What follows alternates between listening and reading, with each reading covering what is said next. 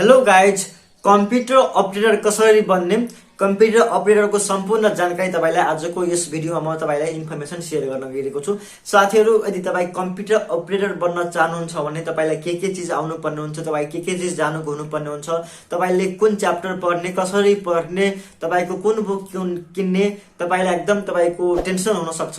So सम्पूर्ण कुरोको बारेमा तपाईलाई आज म एकदम एक्सप्लेन गर्न गइरहेको छु कम्प्युटर अपरेटरको बारेमा।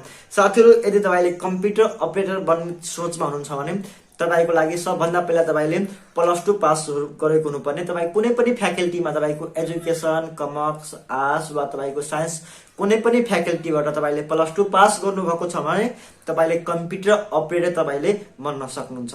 यदि तपाईले +2 पास गरिरहेको बेलामा तपाईको कम्प्युटर सब्जेक्ट राख्नु भएको थियो भने तपाईलाई कुनै पनि किसिमको कम्प्युटरको तपाईको सर्टिफिकेट आवश्यक पर्दैन। यदि तपाईले +2 पास गर्नु भएको थियो, +2 पास गर्दा तपाईले कुनै पनि किसिमको कम्प्युटर सब्जेक्ट राख्नु भएको थिएन भने तपाईलाई कम्प्युटर डिप्लोमा कम्तीको 6 मन्थको कम्प्युटर 6 महिनासम्म सिकेको सर्टिफिकेट तपाईलाई आउँछ हुनुपर्ने हुन्छ।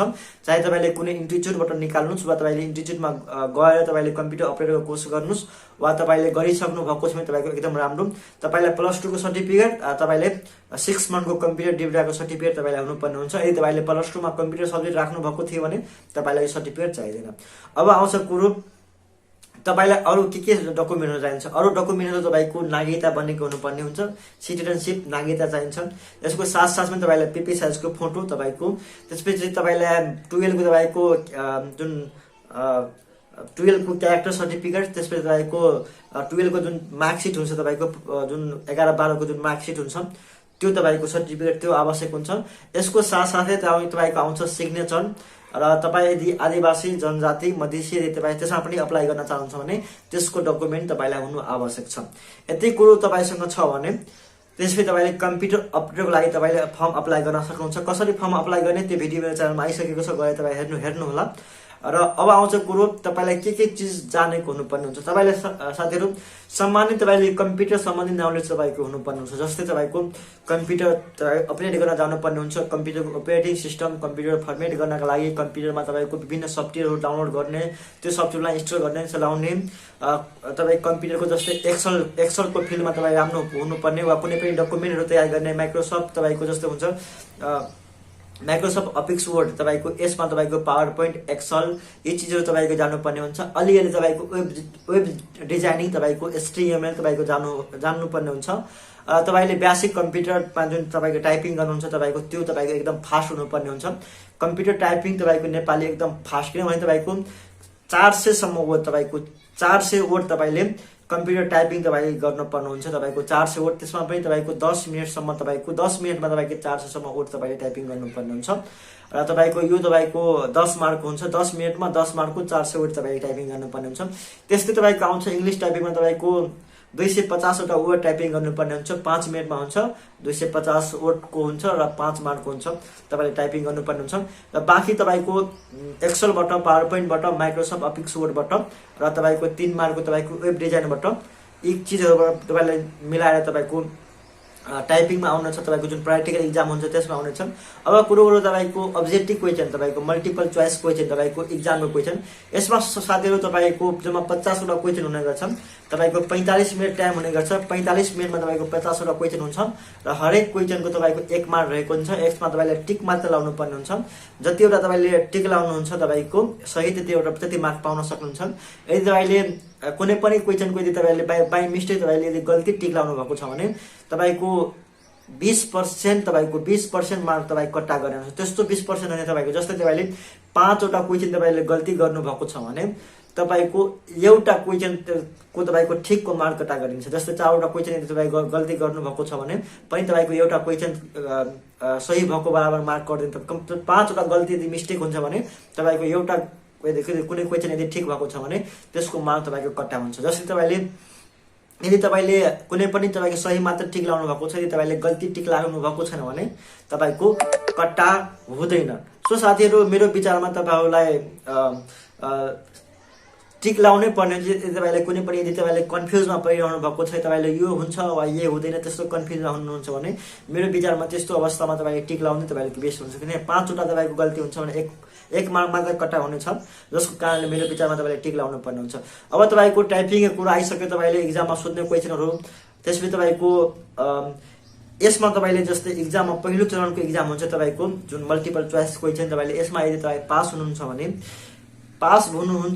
यसमा पास हुनको लागि मेरो विचारमा कम्तीमा तपाईँको 40 देखि तपाईँको माथि तपाईँको मार्क आउनु पर्ने हुन्छ। यदि तपाईँले 40 भन्दा बढी तपाईँ टिक लाउनुहुन्छ भने, तपाईँ एकदम कन्फर्म भएर टिक लाउनुहुन्छ भने, तब तपाईँले सोच्नु होला कि तपाईँको नाम आउँछ होला। आई थिङ्क तपाईँको नाम आउन सक्छ, न त तपाईँ त्योभन्दा कम यदि टिक लाउनुहुन्छ भने तपाईँले मेरो नाम आउँछ तपाईँले नसोच्दा पनि हुन्छ। तपाईँको यस्तो हुन्छ यो तपाईँको, किनभने तपाईँको कम्प्युटर फिल्डमा तपाईँको कम्प्युटर रिलेटेड मात्र क्वेसन आउँछ र यसमा तपाईँले जो अगाडि देख्ने तपाईँले तपाईँको कम्प्युटरमा काम गर्दैछ, कम्प्युटर फिल्डमा तपाईँको कार्यरत छ, जुन कम्प्युटर अपरेटर सम्बन्धी तपाईँले उनीहरू राम्रोसँग ज्ञान छ भने उनीहरूको एकदम कतिजना त 50मा तपाईँको 48वटासम्म पनि टिक लगाएर आउँछ, जस कारण तपाईँले एकदम हार्ड वर्क गर्नुपर्ने हुन्छ, तपाईँले राम्रोसँग फोकस गर्नुपर्ने हुन्छ।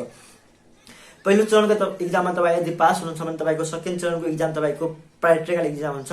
प्र्याक्टिकल इक्जाममा तपाईँको टाइपिङ तपाईँको हुनेछ नेपाली टाइपिङ, त्यसपछि तपाईँको इङ्ग्लिस टाइपिङ। यसमा तपाईँको टाइपिङ गर्ने बेलामा तपाईँको यदि कुनै पनि तपाईँको गलत स्पेलिङहरू टाइपिङ गर्नुहुन्छ, गलत वर्डहरू तपाईँ टाइपिङ गर्नुहुन्छ, तपाईँको बडीमा तपाईँ गल्तीसम्म वर्ड टाइपिङ गर्नुहुन्छ भने तपाईँको मार्क यसमा पनि तपाईँको कट्टा हुनेछ। यदि तपाईँले सही टाइपिङ गर्नुहुन्छ भने तपाईँको मार्क तपाईँको फुल हुनेछ।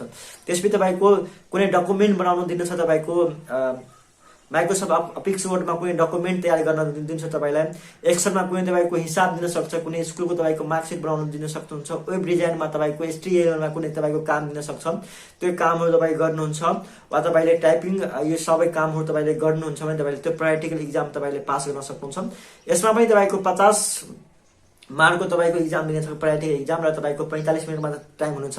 यसमा तपाईँको टाइपिङमा कुनै पनि पेपरमा जुनसुकै चिज तपाईँलाई दिन सक्छ, तपाईँले त्यही हेरी टाइपिङ गर्नुपर्ने हुन्छ। यसमा तपाईँले कम्प्युटरको जुन किबोर्ड हुन्छ तपाईँको 4-5 किसिमको किबोर्ड तपाईँ घरमा किन्नु होला र तपाईँले सबै किबोर्डबाट तपाईँले हात बसाउनु होला, किनभने तपाईँ एउटा किबोर्डबाट आफ्नै घरमा तपाईँले एउटै किबोर्डबाट तपाईँले हात बसेको छ, त्यसैबाट तपाईँले टाइपिङ गर्नुहुन्छ। तपाईँ त्यहाँ जानुहुन्छ भने त्यहाँ त्यति बेला तपाईँले अर्को किबोर्ड परिहाल्छ भने त्यति बेला तपाईँले राम्रोसँग टाइपिङ तपाईँ गर्न सक्नुहुन्न। त्यसैले तपाईँले त्यो तपाईँले राम्रोसँग गर्नुपर्ने हुन्छ। अब आउँछ तपाईँको कुन वर्डमा तपाईँको जस्तै कुन फन्डमा तपाईँको टाइपिङ हुन्छ, तपाईँको यो फिक्स कहिले हुँदैन तपाईँको। जस्तै तपाईँको कुनै क्षेत्रमा तपाईँको पृथ्वी फन्ड वा तपाईँको डायमन्ड तपाईँको वा कुनै पनि फन्ड हुनसक्छ, तपाईँको कुनै पनि युनिक कोड हुनसक्छ, त्यो कोडमा तपाईँ टाइपिङ गर्नुहुन्छ। यदि तपाईँ कम्प्युटर अपरेटर तपाईँ बन्न जानुहुन्छ भने तपाईँ सम्पूर्ण फन्डमा तपाईँ टाइप गर्न जान्नुपर्ने हुन्छ। त्यसको कारण तपाईँले यो फन्डमा मात्र तपाईँको टाइपिङ हुन्छ भने त्यस्तो नसोच्नु होला, तपाईँको कुनै पनि तपाईँको फन्डमा तपाईँले नेपाली टाइपिङ तपाईँ गराउन सक्छ। जस्तै कान्तिपुर भयो, डायमन्ड भयो, पृथ्वी भयो, अरू पनि धेरै फन्डहरू छ तपाईँको नेपालमा। त्यसैले मेरो विचारमा तपाईँले 4-5वटा जुन मेन फन्ड छ, म तपाईँलाई अर्कोचोटि भिडियो बनाउँछु भने एक्ज्याक्ट कुन फन्डमा तपाईँको टाइपिङ गर्नुपर्ने हुन्छ त्यो पनि भिडियोमा तपाईँले म नलेज दिनेछु अर्को भिडियोमा। तपाईँले अहिलेसम्म तपाईँले च्यानललाई सब्सक्राइब गर्नुभएको थियो, च्यानललाई सब्सक्राइब गर्नु होला। अब कुरो गरौँ तपाईँको इन्टरभ्यूमा, तपाईँको यदि तपाईँको फर्स्ट चरणको इक्जाम र सेकेन्ड चरणको इक्जाम तपाईँ पास हुनुहुन्छ भने इन्टरभ्यू हुनेछ तपाईँको। र तपाईँको इन्टरभ्यूमा तपाईँको कम्प्युटर रिलेटेड वा तपाईँले के गर्दै हुनुहुन्छ, तपाईँले योभन्दा अगाडि के काम गर्दै हुनुहुन्छ, कम्प्युटरको विभिन्न क्वेसनहरू तपाईँलाई सोधिनेछ। र तपाईँको यो तिनटैको नम्बर तपाईँलाई जोडेर यदि तपाईँले सेलेक्सनमा पर्नुहुन्छ भने तपाईँको नाम आउनेछ र तपाईँले कम्प्युटर अपरेटर तपाईँले बन्न सक्नुहुन्छ। एकदम सुन्दाखेरि तपाईँको एकदम सजिलो जस्तो लाग्छ र सजिलो नै छ जो कम्प्युटरमा एक्सपर्ट हुनुहुन्छ उसको लागि। सो साथीहरू, अझै पनि कम्प्युटर अपरेटरको कुनै पनि चिज छुटेको छ वा कुनै चिज तपाईँले बुझ्नु भएको छैन भने तपाईँ कमेन्ट गर्नु होला। तपाईँको लागि म अर्को पनि भिडियो बनाएर ल्याउँछु, तपाईँले जुन कुरो सोध्नुहुन्छ त्यसको भिडियो ल्याउँछु।